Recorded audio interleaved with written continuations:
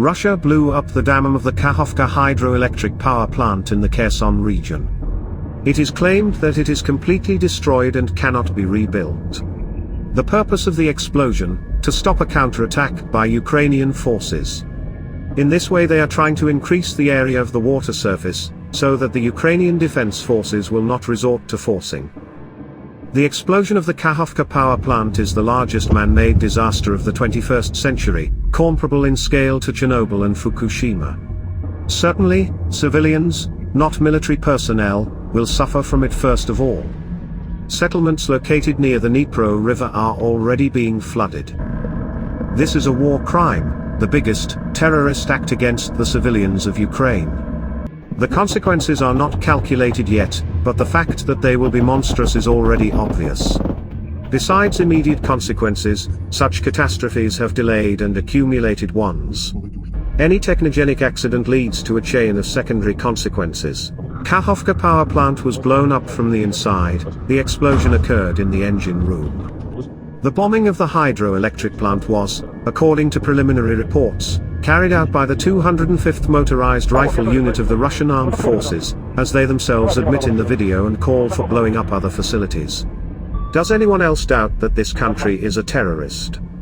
According to the media, in addition to the dam, the Russians blew up the turbines and generators of the power plant.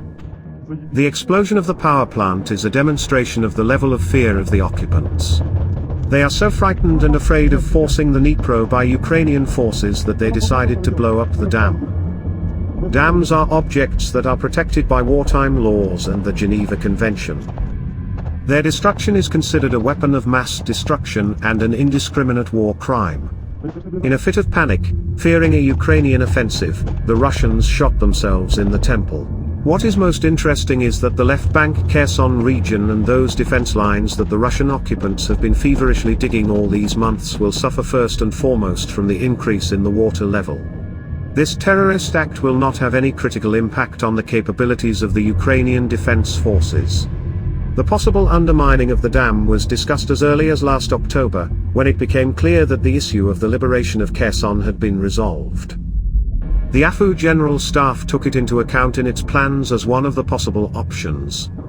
And the south, from Nova Kakhovka and below, was the most unpromising direction. But Russia has completely lost its first line of defense in that direction. The fighters are sitting in the trees, so they themselves write in social networks. Nevertheless, there will be irreparable damage to nature, flooding of coastal villages, and harm to the people once again deprived of a roof over their heads by Russian terrorists. And only the complete liberation of the Ukrainian territories and the expulsion of the occupants will stop this endless terror. Russia is a country whose purpose is solely to destroy and demolish. And most importantly, there will most likely be no water in Crimea now. At least in its northern part. Does this mean that to save Putin's ass from military defeat the Russians carried out genocide against their population in Crimea with their own hands? Russians, do you understand this?